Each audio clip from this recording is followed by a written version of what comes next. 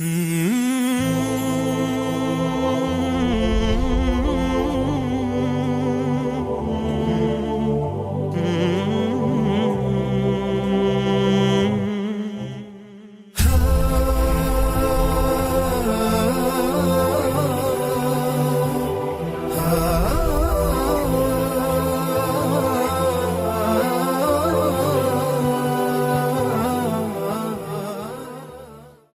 dashur shikues, asalamu alaikum.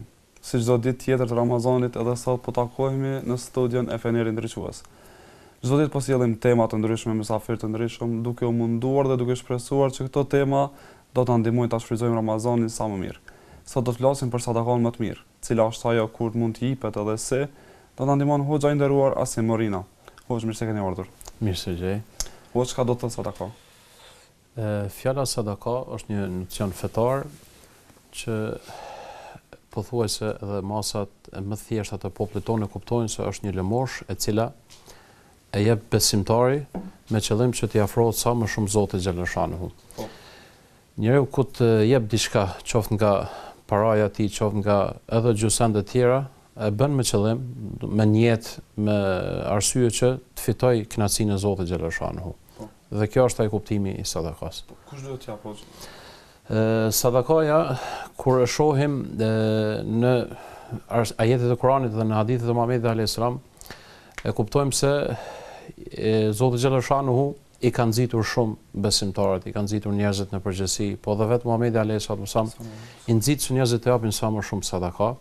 Për arsye se sadakaja e fisnikron shpirtin e njerëzit dhe pastron, domethënë, zemrën e njerëzit. Siç thot Zoti xhaleshanuhu në Kur'an, "Khudh min amwalihim sadaqatan tutahhiruhum wa tuzakkihim." Thot merr nga pasuria e tyre, pra e urdhnon Zoti xhaleshanuhu Muhamedit alayhis salam që t'i vendisoj masat, t'i vendisoj besimtarët që të merr diçka nga pasuria e tyre me qëllim që të fisnikrohen dhe të pastrohen në aspektin e shpirtit. Po.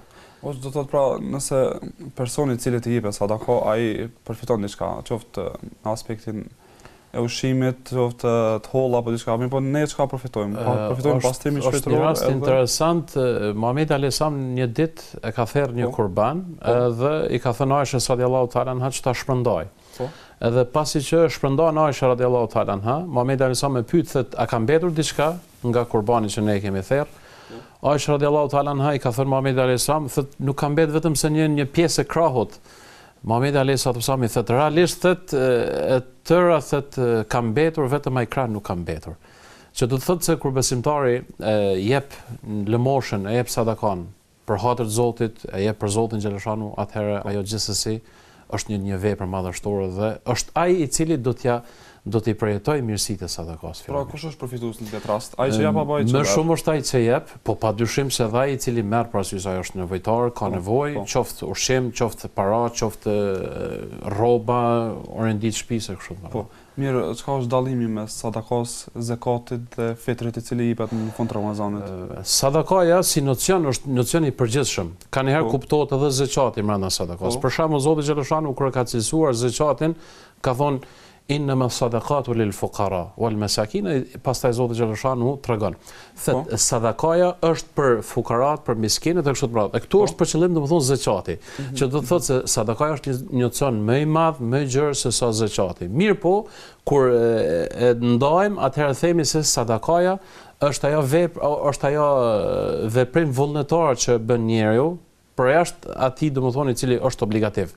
Përderisa zakati është një pjesë e pasurisë e cila muslimani domethënë obligohet ta ndajë nga pasuria e tij. Po do thotë sadakaja ka shumë caktuar apo kur arrihet niveli që nuk duhet të jap më apo diçka të tillë. Sadakaja mbetet domethënë në kompetencën e njeriu. Domethënë është i lirë njeriu të jap sa të doj. Është i lirë njeriu domethënë nga pasuria të jap sa të doj. Kuptohet domethënë nëse nuk e dëmton veten e tij, nëse nuk e dëmton familjen e tij dhe nëse nuk i dëmton domethënë njerëzit që ai është kujdestar ndaj tyre. Në këtë rast atëherë E shohim se edhe Muhamedi sallallahu alaihi wasallam i ka kufizuar disa prej sahabeve që të mos e japin tërë pasurinë e tyre, domethënë sadaka. Do thotë që nuk duhet ta lëm ashtu veten keq për gjithë të tjerë, apo? Absolut. Domethënë në përgjithësi objektivat e fesë tonë koncentrohen që njeriu fillimisht domethënë të jap prioritet vetes së tij, të jap prioritet familjes së tij dhe hasim në hadithe të shumta është shumë interesante se çështja e sadakas është aq temë e gjerë, saqë kemi hadithe të ndryshme, kemi raste të ndryshme nga vetë jeta e Muhamedit alayhis salam. Për shembull, ka qenë gruaja Abdullah ibn Mas'udit radhiyallahu ta'ala anhu dhe i ka thënë Abdullah ibn Mas'udit se të pyetë Muhamedit alayhis salam. Zoti din më së miri, po ka mundësi që ka trashëguar pasuri të madhe nga prindërit e saj. Edhe i ka thënë burrit të vet, Abdullah ibn Mas'udit, se të pyetë Muhamedit alayhis salam, thotë unë a do të shpërblena nëse unë e shpenzoj për ty, domethënë për burrin e saj. Edhe Abdullah ibn Mas'ud radhiyallahu ta'ala anhu ka hezituar që ta pyet Muhamedit alayhis salam, derisa aty ka kalu Bilali radhiyallahu ta'ala anhu, e pastaj Zejnepja për kjo grua e pyet Bilalin, e Bilali e pyet Muhamedit alayhis salam, dhe Muhamedi sa më thotë kush është ajo që pyet, i tregon thotë është Zejnepja, domethënë gruaja e Abdullah ibn Mas'udit radhiyallahu ta'ala anhu. Dhe Muhamedi sa më thotë po, thotë ti do të shpërblehesh për dy arsye. Thotë do të shpërblehesh për arsye se ti e ka ndihmon një njeri, domethënë, edhe e ka ndihmon domethënë burrin tënd që është i familjes tënde.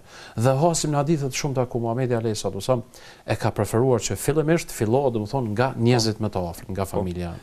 A ka kohë caktuar sadakaja kur t'jipet apo mund t'jipet në çdo kohë? Sadakaja jipet në çdo kohë, ditën, natën, gjatë muajve në përgjithësi, mirë po sidomos gjatë muajit Ramazanit, sidomos në këtë pjesën e fundit të Ramazanit që ne jemi tani, domethënë do të ketë shpërblim shumë të madh, do të shumëfishohet shpërblimi në masa marramend se saqë as vet nuk dihet domethënë për arsye se këtu çdo gjë domethënë çastet e ditëve të fundit, momentet e ditëve të fundit edhe veprimet janë interesante. Mirë hoxh, nëse nuk mund t'japim atë sadaka në anë materiale, çka mund t'japim diçka? Është shumë interesante se feja jonë është aq e madhe, është aq interesante, është gjithëpërfshirëse është saqë nuk i ka lënë vetëm disa pjesë ose vetëm disa sektore të jetës. Për shembull, Muhamedi alayhis salam ka treguar se cila është sadakaja më e mirë, edhe i ka përmend disa vepra të cilat kanë prioritet. Pastaj ka filluar duke treguar se të gjitha kanë prioritet. Dhe ka thënë, nëse nuk ke të holla, atëherë edhe thirrja në të mirë është sadaka, edhe ndalimi nga e keqja është sadaka, edhe që ti ndihmosh dikujt është sadaka, ti dalësh në ndihmë, ta përkrash dikon. Të gjitha këto domethënë janë sadaka. E shohim që sadakaja domethënë ka disa dimensione. Nuk është thjesht vetëm ai kuptimi strikt, domethënë që njeriu e ngushton çështën e sadakas vetëm në të holla. Saqë edhe në disa veprime të cilat janë shumë natyrale, për shembull Muhamedi alayhis salam apo feja në përgjithësi ka cilësuar si sadaka. Për shembull është rasti kur Muhamedi alayhis salam ka thënë nëse i buzëqesh njeriu në fytyrë është sadaka. Aq edhe më fell ka treguar Muhamedi alayhis salam, aq edhe më interesante ka bëu saqë është munduar që edhe në një veprim që bën burri me gruan e tij, domethënë një intimitet që ndodh, domethënë në momentin kur ata flen, edhe Muhamedi sallallahu alaihi wasallam këtë veprim e quajnë sadaka, e quajnë lëmosh. Për arsye se këtu është interesantja e fesë tonë, se edhe veprimet e cilat janë të rëndomta, nëse njeriu i bën me niyet të mirë, nëse njeriu i bën me niyet të pastër, atëherë edhe për këtë e shpërblen Zoti xhaleshanehu. Edhe kështu për shembull Muhamedi sa më ka thonë, nëse një njeri punon gjatë ditës edhe lodhet, me qëllim që ta ushqej familjen e tij, domethënë është interesante se ai mundi i tij nuk do t'i shkoj hoç, nuk do t'i humbet, do të fitojë edhe në këtë botë, do të fitojë edhe në botën tjetër. Mirë hoxha, ka mënyrat preferuara se si duhet të jipet sadakaja? Zoti xhaleshanehu thotë në Kur'an, nëse ju e bëni fshehur azi sadakan, është më mirë se sa që ta publikoni atë. Qëllimi i jonë, i neve muslimanëve, kur ne i ndihmojmë dikujt, qëllimi është që ne t'ia ruajmë fytyrën atij personit që ne i ndihmojmë. Qëllimi është që ne mos ta shantazhojmë ose mos ta bëjmë të madhe atë punë ose mos t'ia marrim fytyrën para tjerë, mirë po thjesht është që ne t'i ndihmojmë atij edhe këtë mundësisht ta bëjmë në mënyrë sa më të msheft, sa më intime, sa më sekrete. Dhe kjo kishte më qenë për arsye se kjo ja ruan sinqeritetin e njerit. Siç e kemi edhe hadithin e Muhamedit alayhis salam, kur ka thënë i dërguari Allahut, 7 persona Zoti do t'i strahojnë në ditën e gjykimit, në hijen e tij, kur s'ka hije tjetër pos hijes së tij, e ndërta ka përmendur Muhamedi alayhis salam edhe personi i cili jep me dorën e djathtë atë që nuk e din as dora e majt, domethënë atë që msheft bëhet, saqë as vetvetja ti nuk din se. A do të thotë që duhet ta fshehim dorën apo vetëm është mënyrë figurative? E ka përmend Muhamedi sa mënyrë figurative, pra domethënë me jap sadaka saqë as ti vet nuk e din se sa i ke jap. Domethënë kjo është ai. Po. Mirë, po çka nëse japim sadaka që në mënyrë që të tregojmë tjerëve që duhet bërë mirë apo diçka tillë, lejohet kjo gjë apo lejohet? Ka raste për shembull kur tek Muhamedi sallallahu alaihi wasallam vjen një grup i njerëzve të varfër. Edhe as të varfër kanë qenë që i përshkruajnë domethënë me rroba shumë të leckosura, me kushte shumë të vështira, kanë ardhur në paraqitë të Muhamedit alaihi salam. Edhe fillimisht Muhamedi alaihi salam s'ka pas me çka t'ju ndihmoj. I kanë nxit sahabët, i kanë nxit saqë ka thonë nëse dikush edhe me një hurm le t'ju ndihmoj.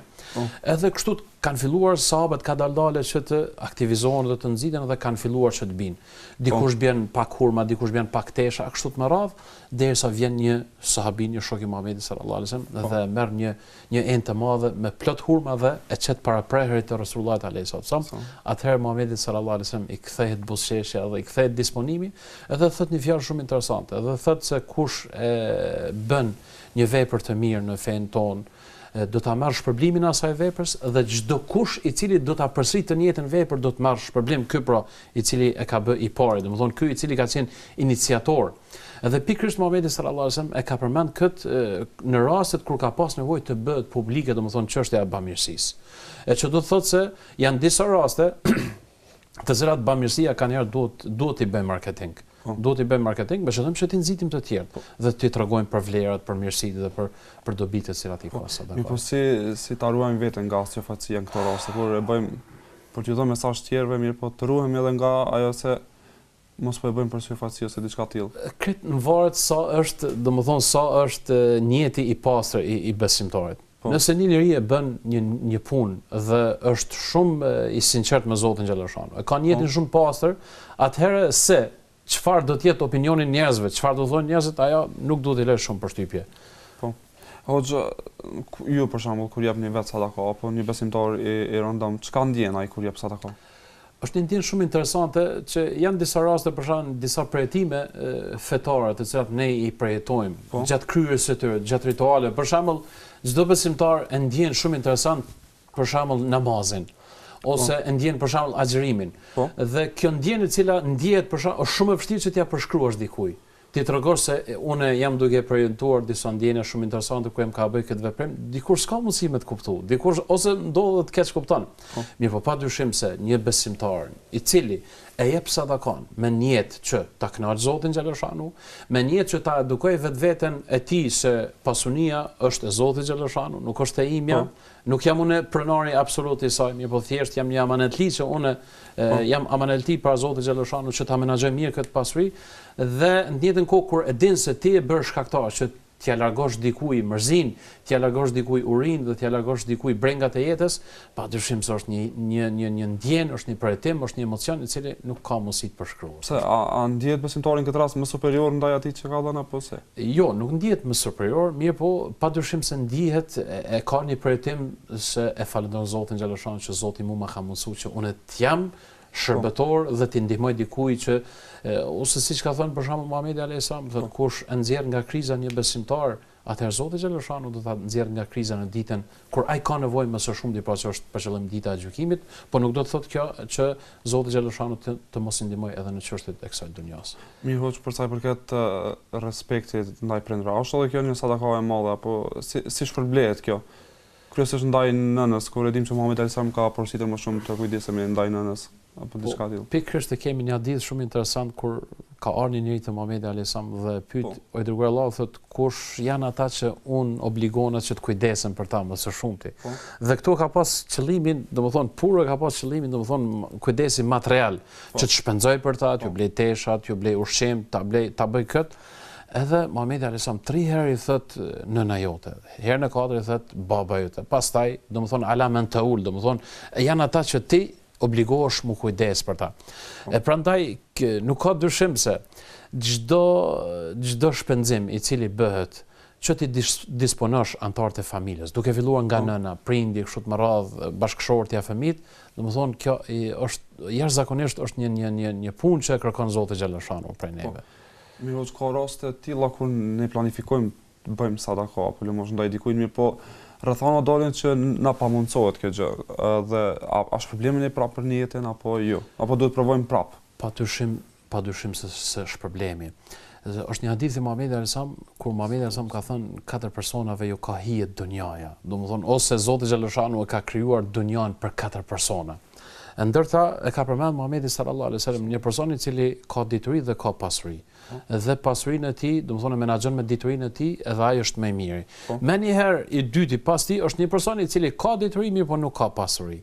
Edhe thot, domethënë apo imagjinon apo edhe ka dëshirë që ai të ketë pasuri dhe të bëhet një sikurse bën personi I parë. Prandaj, vetë fakti I tij, thot Muhamedi sallallahu alaihi wasallam, edhe ky do të shpërblet një sikurse personi I parë. Prandaj, nëse ne kemi niyet që me pasurinë tonë t'ju ndihmojmë të tjerëve, nëse ne kemi niyet që me pozitën tonë t'ju ndihmojmë të tjerëve, nëse ne kemi niyet që me autoritetin që ne kemi t'ju ndihmojmë të tjerëve, mirë po na pamundsohet, atëherë ne 100% do të shpërblehemi për atë niyetin, edhe nëse domethënë realisht nuk e kemi bërë atë veprim të caktuar. Kemi ndëgjuar për raste kur atij që është bërë të padrejti ju pranohet më shumë lutja. Çka nëse në atë rast ndihmojmë një atë njeriu dhe ai lutet që Allahu na shpërblen neve. A ka mundësi të pranohet edhe kjo dua? Në bazë të asaj që ne dim, domethënë nga citatet e fesë tonë, jemi të bindur se padyshim se shpërblehemi. Domethënë nëse dikujt është bërë padrejt dhe ne ndihmojmë me një farë mënyrë bëhemi avokat ndaj tij ose mundohem që ti ndihmojmë në mënyra të ndryshme, edhe ai do të lutet për neve padyshim se duaja e tij do të pranohet tek Allahu subhanahu wa taala, Zoti pastaj do t'i plotësojë ato dëshirat tona që ti kemi. Kemi raste të shumta që kanë ndodhur, domethënë tregohet për Abdullah ibn Mubarakun rahimullah, një dietar I cili ka qenë me një renome jashtëzakonisht domethënë popularizuar në mesin e dietarëve të Islamit. Tregohet kur një njeri ankohet dhe ka pas këmbën apo ka qenë I smuar dhe I ka përdorur të gjitha medikamentet. Edhe nuk ka gjetë ilaç. Flitet se Abdullah ibn Mubaraku I thotë shko dhe hape një pus, hape një bunar, edhe Allah alem, domethënë ka pas mundësi në atë mes ose në atë territor nuk ka pas domethënë ujë të mjaftueshëm, dhe atëherë do ta sheh se do ta gjesh ilaçin. Pra sadakaja që ky e ka bërë, që ju ka mundsuar njerëzve që të pinë ujë, edhe aty pikërisht domethënë Zoti xhaleshanu pastaj si Zoti xhaleshanu ja ka shpërblyer dhe e ka gjetë domethënë kurimin. Mirë, hoç, çfarë kuptime tjera ka sadakaja? Sadakaja ka kuptime të shumta. Unë siç e theka edhe më herë, domethënë reflekton në shumë dimensione. Domethënë ka kuptimin e bamirësisë, ka kuptimin e thjesht, domethënë që një njeri të jetë modest, të jetë njeri I butë, të jetë njeri I ëmbël, të jetë njeri I dashur, domethënë siç e ka cilësuar Muhamedi sallallahu alaihi wasallam, nëse I buzësh një muslimanit, edhe kjo domethënë është sadaka. Sadaka do të thotë që ta mësosh dikon, nëse është ignorant, nëse nuk din, që ta udhëzosh në rrugën e drejtë, ti tregosh qoftë në aspektin e dunjas, po qoftë në aspektin e ahiretit, edhe ajo është një lloj sadaka. Për arsye se me një fjalë që ti e jep në mënyrë vullnetare atë që posedon. Nuk është patjetër domethënë që ne të posedojmë vetëm para, mirë po, nëse posedon dituri, edhe nëse posedon përvojë, domethënë në një zanat të caktuar, edhe ajo do të konsiderohet se është një lloj sadaka. Fundja dhe buzëqeshja ke sadakoja. Padyshim, edhe buzëqeshja është sadaka. Është shumë interesante se Muhamedi sallallahu alaihi wasallam është munduar që ta instalojë një mentalitet tek njerëzit duke edukuar dhe duke thënë se tek ne muslimanët, Islami edukon njeriun që të mos e synoj që vetëm ta marrësh problemin e kësaj botës, mirë po me punën që e bën, qoftë ajo edhe punë thjesht, qoftë ajo edhe punë rëndom, domethënë muslimani synon që të ketë problem edhe botën tjetër. Për shembull, kemi hadithin e Muhamedit alayhisalam ku ka thënë sadaqatun jariyah, thot lëmosha e cila është rrjedhse. Cila është lëmosha rrjedhse? Janë gjitha ato punë të cilat janë në profitin e njerëzve, që njerëzit përfitojnë. Ta ndërtosh një shkollë, ta ndërtosh një rrugë, ta ndërtosh një krua ose s'paku të jesh pjesëmarrës në atë projekt. Për sa I përket sadakos, a është në natyrën e njeriu që njeriu të jetë bamirës vet? Padyshim që është në natyrën e njerëzit. Padyshim që është në natyrën e njerëzit, për arsye se Zoti xhaleshanu kur e ka krijuar njeriu, domethënë mes njeriu domethënë lufton edhe mira dhe keqja. Domethënë ne hasim që ka njerëz që nuk janë besimtarë hiç. Ndoshta janë edhe, ndoshta janë edhe kanë prirë për të qenë edhe kriminal. Mirë po e kanë atë dozën që të bëjnë mirë. E kanë atë dozën që t'ju ndihmojnë njerëzve. Dhe kështu të mundohen me një farë mënyrë që ta pastrojnë veten nga ato të këqija, nga ato të bëma të cilat ata I kanë bërë. Hoxh, nëse ne kemi mundësi t'japim edhe në anë materiale, apo kemi fuqi të ndihmojmë dikujt më shumë, a na bëhet obligim t'japim, apo vetëm mund ta lejmë ashtu vetëm me buzëqeshje, me gjëra të cilat nuk kushtojnë? Jo, kjo nuk kuptohet kështu, për arsye se buzëqeshja është ai niveli që ka mundësi ta bëjë çdo njeri. Domethënë buzëqeshja ka mundësi ta bëjë çdo njeri.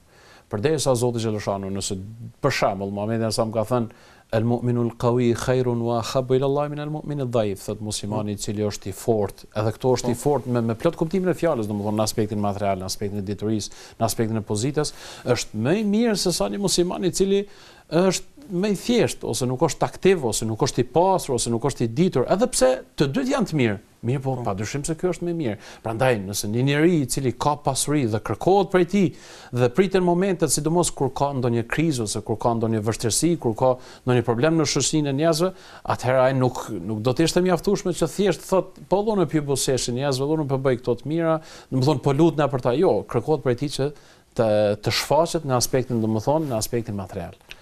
Hoxh, a ka ndonjë tregim apo diçka të tillë ku njeriu i cili ka dhënë sadaka është shpërblyer ndoshta edhe në këtë botë, mirë po që ka ardhur ndonjë shpallje apo diçka të tillë për shpërblimin e botës tjetër? Ndonjë rast konkret? Raste, padyshim që ka të shumta. Po. Raste ka të shumta. Për momentin nuk më kujtohet ndonjë ngjarje e cila për momentin s'm kujtohet, mirë po padyshim ka raste për shembull tek Banu Israelet, që Zoti xhaleshanu e përmendën dietarët e tefsirit, domethënë disa ngjarje interesante, që Zoti xhaleshanu i ka shpërblyer në këtë botë, po dhe i ka shpërblyer, shpresojmë që do të shpërblej edhe në botën tjetër. Hoxh, prej sahabëve i cili ka qenë bamirës njët edhe Abu Bekri, a mund na sjellni ca shembuj prej tij? Është interesante çështja e Abu Bekrit, siç e kanë përshkruar vetë sahabët, shokët e Muhamedit sa kanë thënë se Abu Bekri nuk është dalluar prej neve me ndonjë ibadet që ai e ka bërë më të veçantë se sa ne. Se edhe ne i kemi bërë të gjitha ato ibadete të cilat i ka bërë Abu Bekri. Mirë, po është interesante se Abu Bekri dallohet në çështjen e sadakas. Nga fillimi i Islamit, edhe kjo ka përcjell gjatë gjithë historisë. Sidomos e kemi rastin për shembull kur Abu Bekri radhiyallahu ta'ala anhu ka qenë aq i kujdesshëm saqë është zotuar për ata njerëz që kanë ofenduar vajzën e tij, bashkëshortën e Muhamedit alayhis salam, që kanë shpirt ndaj saj, domethënë, dhe ka thënë se më nuk do t'ju ndihmoj. Pastaj kanë zbrit ajetet e Kuranit, që kjo është një siharriç, domethënë është një lajm i mirë për Abu Bekrin radhiyallahu ta'ala anhu, e pastaj Abu Bekri ka vazhduar që përsëri t'ju ndihmoj atyre. Kemi edhe raste të shumta, kemi rastin Aishës radhiyallahu ta'ala anha, e cila tregon një rast se ka ardhur një nënë dhe ka kërkuar lëmosh në derën e Muhamedit alayhis salam, dhe thotë s'kam pas asgjë, thotë kam pas një hurme, thotë atë hurme e kam jap, thotë edhe ajo gruaja, domethënë ka ndarë në dy pjesë atë hurmen dhe thotë ju ka jap dy vajzave të saj. Prandaj biografia e Muhamedit alayhis salam është stërmbushur domethënë me raste të cilat janë shumë interesante. Mirë, hoxh, tash kemi ardhur edhe pothuajse në fund të Ramazanit. Çka rreth fitrit, si duhet jepet, si është mënyra e saj dhe a është problemi i madh i saj? Sadakatul fitri është një obligim fetar i cili ka të bëjë vetëm në kohën e fundit të Ramazanit, gjithsesi 2 ditët e fundit të Ramazanit. Prandaj unë e shfrytëzoj rastin që ta vëdësojmë popullin tonë se vitrat domethënë e kanë kohën shumë të limituar. Domethënë fillon 2 ditë para faljes së Bajramit. Dhe është një obligim që ka obliguar Muhamedi sallallahu alaihi wasallam dhe i ka cek ato llojet se si domethënë ipet i ka përmend në ushqim i cili ka qenë tradicional i kohës së tij, domethënë e ka përmend domethënë elbin, i ka përmend hurmet, i ka përmend këto dhe ato. E prandaj edhe ne shfrytëzojmë rastin që ta këshillojmë veten dhe të nxitim besimtarët tanë që ta kryejnë këtë obligim dhe padyshim se shpërblimi është shumë i madh. Ka thënë Muhamedi alayhis salam se është pastrim për agjërusin, edhe sadakatul fitri e kënaq, domethënë krijuesin, e kënaq Zotin xhaleshanu. Prandaj besimtari synon që gjatë jetës së tij, gjatë adhurimeve të tij, gjatë flimeve të tij, që ta kënaq gjithmonë Zotin xhaleshanu. Po çka ndodh nëse nuk japim apo nuk mund të japim? Nëse nuk jepim, atëherë ka mendime të ndryshme të dietarëve, ajo e cila duhet ta bëj, duhet edhe pas Bajramit të jap, mirë po padyshim se nuk e ka shpërblimin njëjtë sikurse si bëhet domethënë para Bajramit. Po, mirë pra hoxh, ne kështu ardhëm edhe tek fundi i këtij emisioni, Allahu shpëleft. Unë lut Zotin xhaleshanu në këtë jetë në fundit që ne jemi, lut Zotin xhaleshanu që Allahu t'i pranojë gjithë ato sakrifica, gjithë ato flime dhe gjithë atë angazhim që ne e bëjmë për Zotin xhaleshanu, dhe lut Zotin që ne në ditën e Bajramit të jemi fitimtar. Po, Allahu shpëleft. Të dashur televizionistës, erdhëm deri tek fundit e emisionit. Shpresoj të takohemi edhe ditëve tjera në vazhdim. Asalamu alaikum. Mm-hmm.